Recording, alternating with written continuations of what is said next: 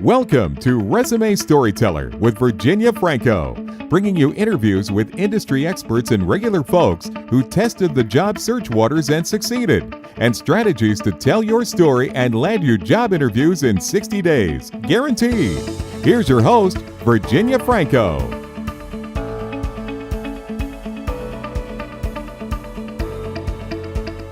Hi folks, this is Virginia Franco.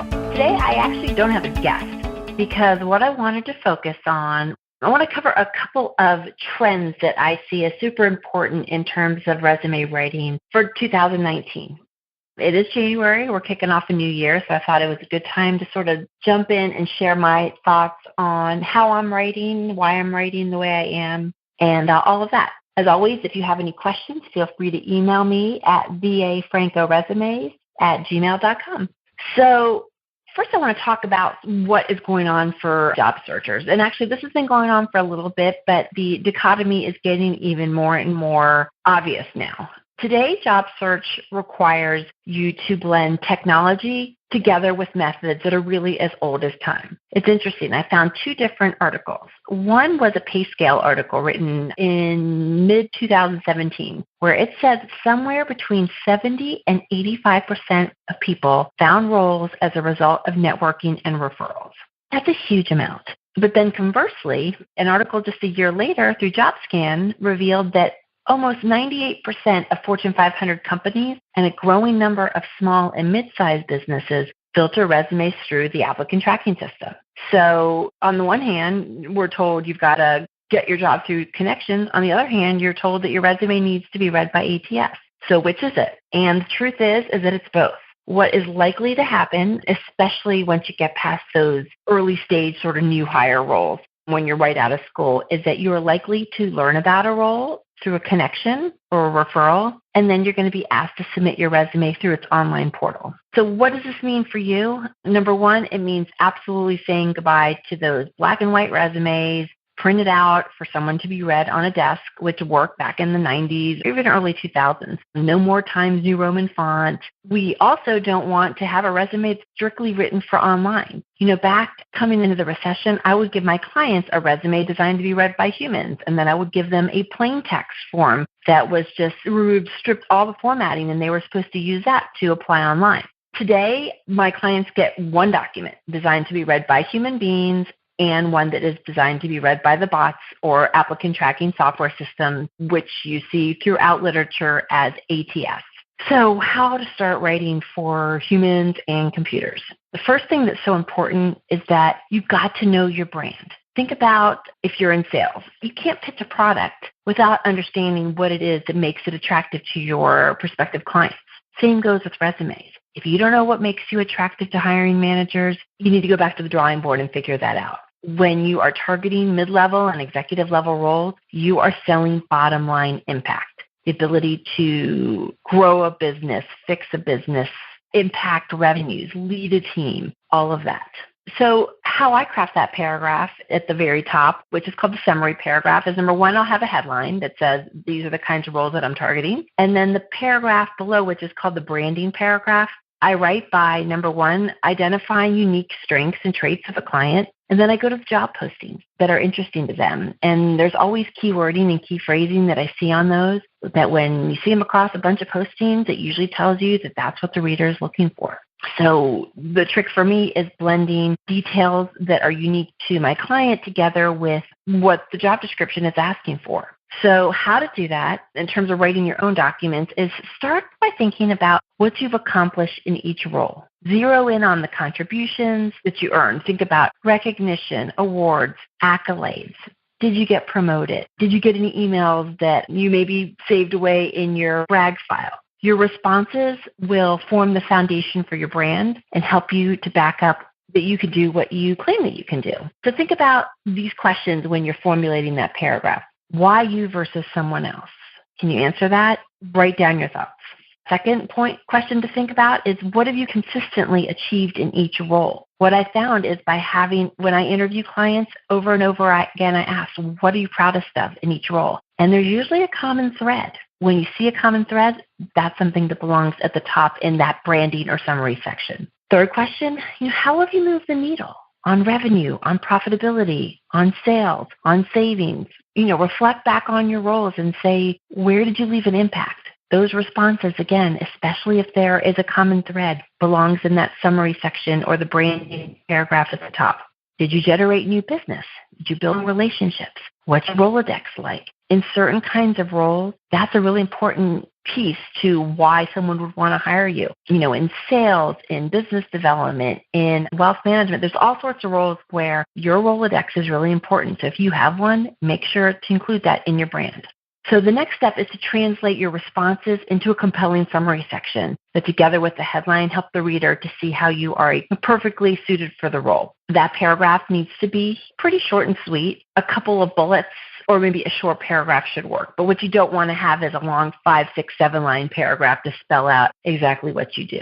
So once you've got your branding nailed, if you ever have any questions, email me and I can send some samples to sort of spell that out. And I've also written a lot of articles on it with before and after samples that you can absolutely review, which should help to sort of explain this a little further. So once you have the branding paragraph taken care of, the next thing that you're going to need to do is prove it. So number 1 is, what's my brand? And 2 is, how do I know that that's true? So think about it this way. We talked about how in sales you need to know what's a differentiator to be able to make a pitch. And when it comes to proving it, when you're pitching a new product to close a sale or cement the relationship, you've got to be able to back up your claims. And the same goes with resumes. So while a strong opening paragraph or summary is very critical to impress and land that interview, you absolutely need proof. Wherever possible, this means measurable outcomes, metrics, things that tell success within the context of a story. So let me just read an example to you that I think will help. So the client before me was in sales, in medical device sales, if I'm not mistaken, and his paragraph read, recruit, develop, and manage a team of 8 representatives while increasing revenue and driving account growth. It's not a bad bullet, but it's not a wow bullet. It doesn't impact. And it certainly isn't something that would make a reader go, I want to read further. So what I did with him was we talked through how else. So you built this team of 8. You recruited this team. Why did they need to be recruited? What were their results? What were you proud of in terms of what that team accomplished? And by him answering those questions, what we came up with was this paragraph that, as you can see, is going to include a lot more quantifiable details and tells it within the context of a story. We built a distributor sales team of 8 from the ground up, leveraged deep networks spanning the Southeast to negotiate contract with leading GPOs against competition with 3 times larger sales force. So that after paragraph has conveyed a couple of points that are super impactful while showing some numbers in a space where, in this case, he didn't have a lot of great revenues to speak to for a variety of different reasons, but it was beyond his control. So we conveyed, number 1, that he knew how to build a sizable team from the ground up, that he's got a big Rolodex that spans a certain region, which is really important because he wanted to stay in the Southeast. And then the third piece that we pulled out was that he had negotiating with some pretty big players, and that was super important, and that he unseated people with huge sales force, and we were able to quantify that. So as you can see, that bullet is much more powerful because it's got a lot more details. It has some figures that quantify success, and that is something that you can lead off with. Here's another. This was also in the medical sales industry, but it was a capital equipment sale, which is a little different. So this client, he described his achievements with a lot of adjectives. Direct accountability for demonstrating a high degree of initiative, salesmanship, and relationship building skills while managing 6 sales representatives charged with promoting and selling urology table products in a multi-state territory, period. Achieved revenue growth between 2014 and 2017. Okay, so that is a very long sentence. He describes himself that he takes initiative, that he shows salesmanship. All probably true, but the thing is a lot of people say that about themselves. So how to make this paragraph show quantifiable success, but tell it in a way that is impactful and that shows success within the context of a story. So I actually shortened that sentence quite a bit and rewrote it to say, grew annual revenues to $5.5 million in 3 years across a 6-state territory as the number 1 ranked rep nationally for urology table sales. What I've done with that is shown that he can grow revenues from nothing in a short amount of time, that he did it across a pretty vast territory, and that he was the number 1 rep. That shows that paragraph speaks volumes, and that way we don't need to show that he's got salesmanship and that he's got relationship building skills. It's implied through that paragraph. So an example of how quantifiable figures told within the context of a story can prove that you are who you say you are in that first paragraph at the very top. The other piece that's important to remember, because it's really impactful when humans are reading it and it still can get through software, is that you've got to front load the good stuff. I've said this before, but I'll say it again. When people are reading online, we do not read from left to right, top to bottom, the same way we do when something is printed out. On screens, we're all sort of a little hyper. We start left, like we would if something was printed out in front of us, but then our eyes jump all over the place depending on what captures our attention, and everyone's different. So that's really important to keep in mind when you are writing something. So in addition to using certain design elements and bold and color and all of that to direct the eye where I want it to go, when I am writing a paragraph, I make sure to front load every single bullet or sentence that I write so that the most important part of whatever I'm writing begins at the beginning, because there is no guarantee that the reader is ever going to get to the end of the sentence. If there's any doubt, try opening up your resume on a mobile device or open up any website and see how you read. It's very different when you print it out. Luckily, everything designed for online looks great in print. It's just that the reverse isn't true. So let me give you some examples of what that looks like when I'm writing. So here's a before sentence. This, again, we're sticking with the healthcare sales world, but the client's initial sentence read, led a conversion within a major hospital system specific to the sports medicine market. Result was over $750,000 in incremental sales growth.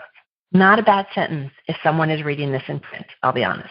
To write it for an online read as well as a print read, I brought those numbers to the beginning. And actually, rather than talking about $750K in incremental sales growth, we actually annualized that. So the sentence read, we led off with increased revenues $2.5 million by leading the conversion of a major hospital system, driving subsequent hospital conversions, and penetrating competitive accounts through C-level relationship building. I reworked some of the themes in that, but what's most important about that sentence is that we put the numbers at the beginning where they're most impactful. Anyone who starts reading and sees increased revenues by $2.5 million is going to be more compelled to read to the end than if they saw, if it led off with led a conversion. Just not nearly as exciting without seeing those $1 million revenue figures. Here's another one. The person wrote, identified, strategized, and sold a system-wide IDN purchasing agreement, driving a system-wide upgrade and conversion to the defibrillator line.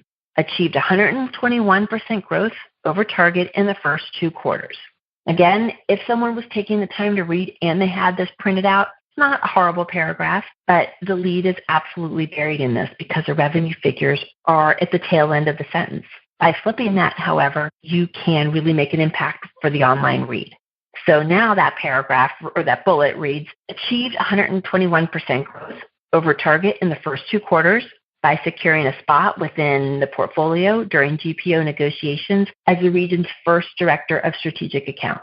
So you see that I put the figures at the beginning, and then I also added some other stuff in there. I thought it was really important to show that this was a new role and that she was doing GPO negotiations. So, but again, by putting the number at the beginning, you sort of wake the eyes, and hopefully, ideally they go to the end of the sentence, but if nothing else, at least they have seen how you can drive growth and you can back it up with numbers.